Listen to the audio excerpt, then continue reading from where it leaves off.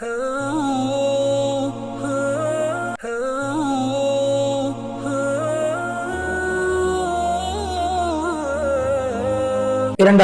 அல் மஸ்ஜித் Nabawi Medina முனவ்வரா குத்பா ஷேக் அப்துல்லா அல் புஐஜான் ஹஃபிதுல்லாஹ் இருந்தார்கள். அந்த குத்பாவுடைய தலைப்பும் துல்ஹிஜ்ஜாவுடைய இந்த 10 தினங்களுடைய அல்லாஹ்வுடைய அருள் காற்றுகள், நன்மைகள், கூலிகளை பெற்று பயன்படுத்திக் கொள்வோம். ஹம்து ஸலவாத் தக்வாவுடைய வசதிக்கு பின்னால் மக்களே, பொதுவாக அல்லாஹ் ரஹ்மத்துடைய அருள் காற்றை வீசச் செய்கிறான். அதற்கு நீங்கள் உரித்தானவர்களாக அதை அடைந்து கொள்ளுங்கள். அந்த காற்றிலே நீங்கள் காற்று அனுபவியுங்கள். நல்ல அமல்களுடைய பருவ காலத்தில் தருகிறான். தேடி தேடி அமல் செய்யுங்கள். சிறந்த நேரங்களை தருகிறான். அதில் நீங்கள் கரிசனை காட்டுங்கள். அல்லாஹ் உங்களுக்கு அந்த நாட்களை முன்னோக்கி வர வைத்திருக்கிறான். நீங்கள் நல்ல முறையில் வரவேற்று நீங்கள் அதில் நல்ல அமல்களை பயன்படுத்திக் கொள்ளுங்கள். எனவே நீங்கள் அஷ்ஹுருல் ஹஜ், துல்ஹிஜ்ஜாவுடைய 10 தினங்களுக்கு சிறந்த வருடத்தின் சிறந்த நாட்கள். அல்லாஹ் அதில் பல விவாதத்துகளை ஒன்றிணைத்து தந்திருக்கிறான். அதில் ஏனைய காலங்கள் இல்லாத எல்லா அமல்களும் ஒன்று சேரும் என மக்களுடைய ஹத்தீமை ஞாபகப்படுத்தினார்கள். வல் ஃபஜ்ர் அந்த சூராவுடைய ஆயத்தை ஓதினார்கள். சத்தியம் செய்ய சொல்கிறான் 10 இரவுகள் மீது ஃபஜ்ர் 1, 2 வசனங்கள். இப்னு அப்பாஸ் அதே ஹதீஸை சொல்கிறார்கள். அல்லாஹ்வுடைய பாதையில் அறப்போர் செய்வதை விட சிறந்த, அல்லாஹ்வுக்கு மிக ஒப்பான நன்மை செய்யப்படுகின்ற நாட்கள் இந்த நாட்கள். அது மக்காவுடைய ஹத்தீம் ஞாபகப்படுத்தினார்கள். அந்த நாட்கள் அல்லாஹ்வுக்கு அமல் செய்வது மிக ஒப்பான நாட்கள். அல்லாஹ்வுடைய பாதையில் சென்று உயிர்த்தியாகம் செய்கின்றதை தவிர ஏனைய அமல்களை போற ஒப்பிடும் பொழுது அது சிறந்ததாக இருக்கும் என்று சொல்லி அந்த ஹதீஸ் ஞாபகப்படுத்தி, துனியாவுடைய நாட்களிலே மிக சிறந்த நாட்கள் இந்த துல்ஹிஜ்ஜாவுடைய 10 தினங்கள் என்ற ஹதீஸை பஸ்ஸார் ரஹிமஹுல்லாஹ் ஹதீஸையும் ஞாபகப்படுத்தி ஜாபிரின் ரிவாயத். அல்லாஹ்வுடைய அடியார்களே, நிச்சயமாக அல்லாஹ் உங்களுக்கு சிறந்த காலங்களை தந்திருக்கான், பயன்படுத்திக் கொள்ளுங்கள். அதில் நீங்கள் நன்மைகளை பெற்றுக் கொள்ளுங்கள். குறிப்பிட்ட நாட்கள் சிறப்பும் பரக்கத்தும் நிறைந்த நாட்கள். முஃமினுக்கு மிக உகந்த செயல் என்னவென்றால், அவர் இந்த நன்மைகளை கொள்ளையடிப்பதற்கு அவாவுடன் செயல்பட வேண்டும், பிரயத்தனம் காட்ட வேண்டும். நேரங்களை வீணாக்க கூடாது. நல்லமல்களை தன் சந்தர்ப்பங்கள் தவற முன்னால் நீங்கள் பயன்படுத்திக் கொள்ளுங்கள். உங்களை கேள்வி கணக்கு அல்லாஹ் கேட்க முன்னால் நீங்கள் சுயமாக உங்களிடம் கேள்வி கணக்கு கேட்டுக்கொள்ளுங்கள். அல்லாஹ் சுப்ஹானஹு வ தஆலா குர்ஆனிலே முஸ்தம்மில் 20 வசனம், நீங்கள் உங்களுக்காக என்னென்ன நலவுகளை முற்படுத்தி நன்மைகளை செய்து அனுப்பிவிட்டீர்களோ அதை நீங்கள் அல்லாஹ்விடம் நிச்சயம் பெற்றுக் கொள்வீர்கள் என்று அல்லாஹ் சொல்கிறான். சிறந்ததாக பெற்றுக் கொள்வீர்கள், மிக மகத்தான கூலி உள்ளதாக பெற்றுக் கொள்கின்ற கருத்தில் வருகிறது.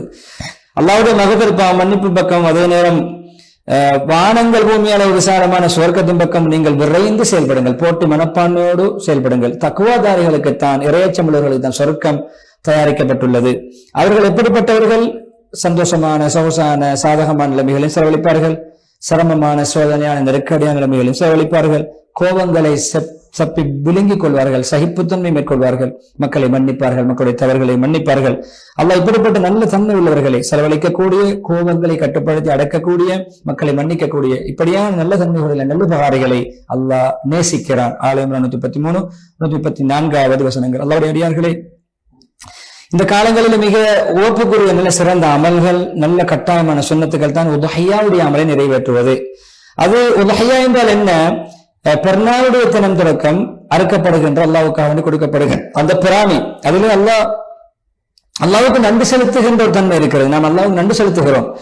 அதே நேரம் ஒவ்வொரு பிறரை வாழ வைக்கிறோம். சிரமமான ஏழைகளுக்கு உதவுகிறோம். பசியை போக்குகிறோம். அது உண்மையிலே மகிழ்ச்சி, சந்தோஷத்துடைய தினங்கள், பெருநாள் தினம். மற்றவர்களையும் சந்தோஷமாக வாழ வைக்க வேண்டும். முஹம்மது ஸல்லல்லாஹு அலைஹி வஸல்லம் அதை ஊக்குவித்திருக்கிறார்கள். அதிலே கரிசனை காட்டியிருக்கிறார்கள். தானாகவே தன்னுடைய குடும்பம், தனக்கும் தன்னுடைய குடும்பம் சார்பாக உஹையா கொடுத்திருக்கிறார்கள். யாருங்கள் ஒருவர் உஹையா கொடுக்க நியத்து வைத்து துல்ஹிஜ்ஜாவுடைய 10 தினங்களை அடைந்தால் நகமுடிகளை களைய வேண்டாம் என்ற அந்த ஹதீஸை விஷயத்தை ஞாபகப்படுத்தி, அந்த ஹதீஸையும் இறுதியிலே ஞாபகப்படுத்தி, அடுத்ததாக பொதுவாக இந்த துல்ஹிஜ்ஜாவுடைய நாட்களில் அதிகமாக தஸ்பீஹ் செய்ய வேண்டும். இறைவனை துதிக்க வேண்டும். அல்லாஹ்வை திக்ர் செய்ய வேண்டும். அவர்கள் இந்த குறிப்பிட்ட நாட்களில் அல்லாஹ்வை ஞாபகம் செய்வதற்காக என்று அல்லாஹ் சூரா ஹஜ் 28 சொல்கிறான். இப்னு உமர் அதே ஹதீஸை இன்னும் சொல்கிறார்கள். சிறந்த நாள், உயர்ந்த நாள், கண்ணியமான நாட்கள் இந்த நாட்கள் தான், 10 தினங்கள் தான்.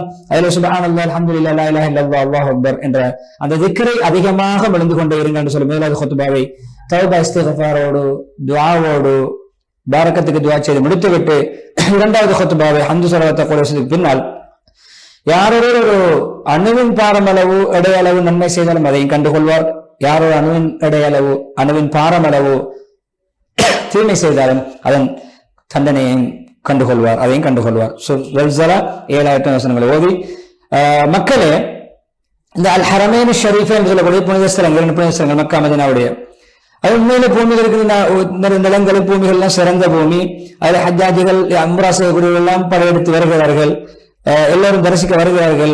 உலகத்திலிருந்து வருகிறார்கள் அல்லாஹ்வை வணங்குவதற்காக வேண்டி, கிரியைகளை நிறைவேற்றுவதற்காக வேண்டி. எனவே ஹாஜிகளுக்கு ஹிதும செய்வது, சேவை செய்வது, உதவி செய்வது மிக உன்னதமான மகத்தான ஒரு அல்லாஹ்வின் பிறந்து கிடைக்கின்ற பாக்கியம். ஹாஜிகளுக்கு ஹிதும செய்ய கிடைப்பது. அல்லாஹ் சவுதி அரசாங்கத்துக்கு அந்த பாக்கியத்தை தொடராக கொடுத்து வருகிறார். சவுதி அரசாங்கம் அந்த வீட்டில் மிகவும் கரிசனை காட்டி, மிக முன்னேற்பாடுகள் செய்து, மிக அழகான முறையில் அந்த பணியை செவ்வன நிறைவேற்றி வருகின்றது. எனவே இந்த காபாவை நாங்கள் மக்களுக்கு அடைக்கலமாக, நிம்மதி தேடி, பாதுகாப்பு தேடி வந்து அடையும் இடமாக, பாதுகாப்புக்குரிய அபயம் அளிக்கும் இடமாக ஆக்கியிருக்கிறோம். எனவே நீங்கள் தவாப்படுத்தி மக்காம் இப்ராஹிம் காலச்சந்தை நின்று அந்த காபாவை கட்டி அடையாளம் உள்ள இடங்கள் தொலைவிடமாக ஆக்கிக் கொள்ளுங்கள். அதாவது தவாஃபை முடித்துவிட்டு மக்காம் இப்ராஹிமுக்கு பக்கத்து தொழுவதுதான் தவாஃபுடைய தொழுவது சிறந்தது. எனவே நாங்கள் இப்ராஹிம் இஸ்மாயில் அலைஹிஸ்ஸலாத்துக்கு நாங்கள் கட்டளையிட்டோம், என்னுடைய வீட்டை காபாவை எப்பொழுதுமே நீங்கள் சுத்தமாக வைத்திருக்க வேண்டும். தவாஃப் செய்யக்கூடியவர்களுக்கு, அதுல அத்திகாப் இருக்கக்கூடியவர்களுக்கு, ருக்கூ சுஜூத் போன்ற தொழுகைகளில் ஈடுபடக்கூடியவர்களுக்கு எப்பொழுதுமே நீங்கள் அந்த காபாவை சுத்தப்படுத்திக் கொண்டே இருக்க வேண்டும், தூய்மையாக வைக்க வேண்டும் என்று நாங்கள் கட்டளையிட்டிருக்கிறோம். உடன்படிக்கை வாக்குறுதி எடுத்திருக்கிறோம். பக்கரா 125. எனவே இப்படியான உண்மையிலே பெருந்தொகையான ஹாஜிகள் உம்ரா செய்ய வந்தவர்கள் எல்லாம் வரலாறு காணாத ஒரு கிரவுட், ஒரு நெரிசல் இந்த முறை அனுமதிக்கப்பட்டிருக்கிறார்கள். விஸ்தரிப்பு பணிகள் நடந்திருக்கின்றன, தாராளமாக இடம் இருக்கின்றன என்று வளமையில வந்த மக்கள் நெரிசலை விட இந்த முறை மிக அதிகமான மக்கள் நெரிசல்பட்டிருப்பதை காண்கிறோம். நெரிசல் என்ற நெருக்கடி அல்ல, அந்த அளவு மக்கள் சஞ்சாரம் வந்திருக்கிறது. எனவே இப்படி இவர்களுக்கு பரிபூர்ணமான பாதுகாப்பு, எல்லா ஏற்பாடுகள், வைத்திய ஏற்பாடுகள், வைத்திய பராமரிப்பு, ஏனைய சேவைகள், அதே போன்று அவருடைய ஹஜ்ஜுடைய கிரியைகளை சரியாக உம்ராவுடைய கடமைகள் நிறைவேற்றுவதற்கான வழிகாட்டல்கள், அதற்கான மார்க்க உபன்யாசங்கள், வழிகாட்டல் நிகழ்ச்சிகள், அதற்கான பராமரிப்பு குழுக்கள், கண்காணிப்பு குழுக்கள், அதே போல சஃபருடைய எல்லா பிரயாணம் சம்பந்தப்பட்ட ஏற்பாடுகள், போக்குவரத்து ஏற்பாடுகள், ஊரிலிருந்து அவர்கள் தங்களுடைய நாடுகளுக்கு செல்கின்ற ஏற்பாடுகள், ஊர் விட்டு ஊர் போகின்ற ஏற்பாடுகள், எல்லாவற்றையும் செய்வது என்பது சாதாரணமான ஒரு விடயம் அல்ல. அப்படி இருந்தும் இந்த அரசாங்கம் தன்னுடைய பணியை செவ்வன எந்த குறையும் இல்லாமல் நிறைவேற்றி வருகிறது. நிம்மதியாக, பாதுகாப்பாக, மிக அழகான முறையில் அந்த பணியை உலக மக்களும் கடமை நிறைவேற்ற என்பதற்காக மிக சிறந்த பணியை இந்த சவுதியுடைய அரசாங்கம் செவ்வனே செய்து வருகின்ற அந்த அர்ப்பணிப்பை, அந்த தியாக மனப்பான்மையை, அதற்காக வேண்டி செலவழிக்கக்கூடியவர்கள், அதற்கான பொறுப்பாக உள்ளவர்கள், பணிவிடையில் ஈடுபடக்கூடிய அனைவர்களை நான் நன்றியோடு ஞாபகப்படுத்திக் கொள்கிறோம். நீங்கள் துஆ செய்ய வேண்டும். சிறந்த கூலிகளை இந்த தலைவர்கள், அந்த பணியில் ஈடுபடக்கூடியவர்கள், சகல துறை சார்ந்தவர்களுக்கும், எல்லா யூனிட்களிலும், எல்லா டிபார்ட்மெண்ட்களிலும், எல்லா பகுதிகளிலும் இருக்கின்ற எந்தெந்த பொறுப்புகள் யார் யாருக்கு கொடுக்கப்பட்டிருக்கிறதோ அவர்கள் தங்களுடைய பணியை செவ்வனை நிறைவேற்றுகிறார்கள். அவர்களுக்கு அல்ல பரிபூர்ணமான நிறைவான கூலியை கொடுப்பானாக, பங்கெடுத்த சகல பங்குதாரிகளையும் அல்ல அங்கீகரிப்பானாக என்று துஆ செய்துவிட்டு அவர்களுக்கு உண்மையிலே ஹாஜ்களுக்கு ஹிதுமத் செய்ய கிடைத்தது, சேவை செய்ய கிடைத்தது உன்னதமான ஒரு பெரும் சிறப்பும் மதிப்பும் என்று சொல்லிவிட்டு, பொதுவாக ஹஜ் என்பது குறிப்பிட்ட நாட்கள், குறிப்பிட்ட மாதங்கள் செய்ய வேண்டியது. அதில் யார் ஹஜ்ஜை கடமையாக கொண்டார், ஹஜ்ஜை நீ தொடர்ந்தாரோ அவர் பாவம் செய்யக்கூடாது, அனுமதிக்கப்பட விடயங்கள் செய்யக்கூடாது, கணவனை விடுத்தாக அனுமதிக்கப்படாத அந்த விடயங்களை நாட்களில் தவிர்க்க வேண்டும், வீண் விவாதம் புரியக்கூடாது ஹஜ்ஜுடைய காலங்களிலே. எனவே நீங்க என்ன நலவு செய்தாலும் அல்லாஹ்வுக்கு தெரியும். தக்வா சிறந்த கட்டுச்சாதனை கட்டுச்சாதனை தயார் செய்து அது தக்வா சிறந்தது. என்னையே நீங்கள் அஞ்சுங்கள் புத்திசாலிகளே என்ற அந்த ஆயத்தை ஓதி பக்கரா 197 அல்லாஹ்வுடைய அடியார்களே, ஹஜ் என்பது இஸ்லாத்துடைய அடையாள சின்னம். அல்லாஹ் அந்த பேரில் ஒரு சூரத்துல் ஹஜ் என்றே இறக்கி வைத்திருக்கிறான். அதில் பல தெளிவான அதிகமான ஆயத்துகள் இறக்கி வைத்திருக்கிறான். எனவே உங்களுக்கு நன்மாராயம் அல்லாஹ் உங்களுக்கு ஹஜ்ஜுக்கு வருவதற்கு வழிகாட்டினான், பாக்கியங்களை தந்தான், அதை நிறைவேற்றும் சந்தர்ப்பத்தை வழங்கினான். எனவே அல்லாஹ்வுடைய கிருபை, அருள், பாக்கியங்கள், அல்லாஹ்வுடைய அருளை நினைத்து தான் சந்தோஷப்பட வேண்டும். அதுதான் நாங்கள் மக்கள் சேமித்து வைக்கின்ற சேமிப்புகளிலே சிறந்தது.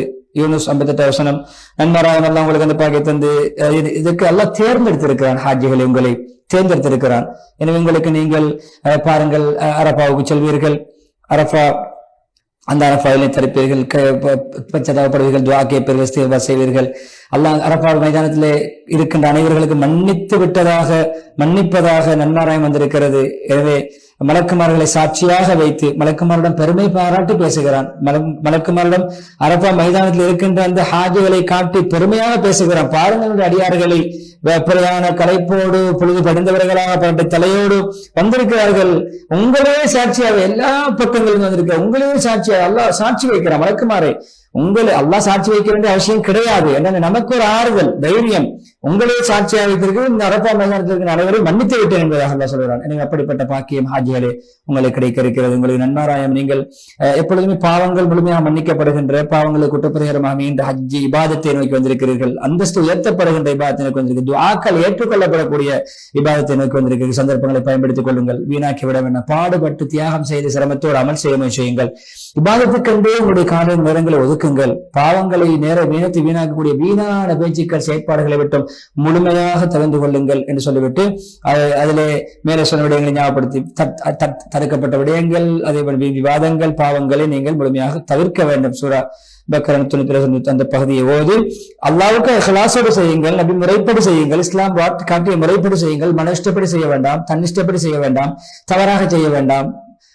மனம் விரும்பி செய்ய வேண்டாம். எனவே அல்லாஹ் நபிவர்கள் மூலம் காட்டி தந்த முறைப்படியே அமலை செய்யுங்கள். ஏன் அதைத்தான் நல்லா ஏற்றுக்கொள்வான். அதே ஹதீஸ் சொல்லுவார்கள். ஹதீப் மக்காவுடைய ஹதீஸ் சொன்ன அதே ஹதீஸ், இணை வைக்கக்கூடியவர்கள் வைக்கின்ற இணையை விட்டு நான் தேவையற்றவன். அவர்கள் எந்த அமலில் யாரை இணையாக்கினார்கள், யாருக்காக செய்தார்களோ அவருடைய அமலையும் அவரையும் நான் விட்டு விடுவேன், ஒதுக்கி விடுவேன், உதாசீனம் செய்து விடுவேன் என்று சொல்லிட்டு அல்லாஹ் பயந்து கொள்ளுங்கள். அல்லாஹ்வுடைய எந்த விடயத்திலும் அல்லாஹ்வுக்கு இணை வைத்து விட வேண்டாம் என்று சொல்லி இறுதி பகுதியிலே நீங்கள் காட்டப்படக்கூடிய வழிகாட்டல்களை பின்பற்றுங்கள். சட்டத்துக்கு கட்டுப்படுங்கள். உங்களுக்கு எல்லாவற்றுக்கும் அடிப்படைங்கள். நீங்கள் அனுமதிக்கப்படாத விடயங்களை செய்ய வேண்டாம். அனுமதியோடு வந்திருங்க. அதே விசாவிலே அனுமதிக்கப்பட்டவர்கள் மாத்திரம் செய்ய பாருங்கள். அதிகாரிகளை பொறுப்புதாரர்களை மீறி செயல்பட வேண்டாம். எனவே உங்களுடைய ஹஜ் அல்லாஹ் ஏற்றுக்கொள்வானாக. உங்களுக்கு அல்லாஹ் சிறந்த கூலி தருவானாக. அல்லாஹ்வுடைய பாதுகாப்பிலும் பராமரிப்பிலுமே நிரந்தரமாக இருக்கும் பாக்கிய தருவானாக. உங்களுக்கு கபூலியத்தை அங்கீகாரத்தை தந்து உங்களுடைய ஊர்களுக்கு நிம்மதியானவர்களாக, சாந்தியானவர்களாக, பாதுகாப்பானவர்களாக, நன்மைகளை கொள்ளையடித்தவர்களாக உங்களுடைய ஊர்களுக்கும் நாடுகளுக்கும் எல்லாம் திருப்பி அனுப்புவானாக என்ற துஆவோடு நீண்ட துஆ பிரார்த்தனையோடு ஸலவாத் சொல்லி அந்த ஆயத்தை ஞாபகப்படுத்தி ஹதீப் அப்துல்லா புஐதான் ஹபிதுல்லாஹ் அவர்கள் தன்னுடைய ஹுத்பாவுக்கு முற்றுப்புள்ளி வைக்கிறார்கள். விளம்பர இடைவெளியை தொடர்ந்து மஸ்ஜிதுல் அக்ஸாவுடைய ஹுத்பாவின் மொழிபெயர்ப்பை இன்ஷா அல்லாஹ் நாம் பார்க்கலாம்.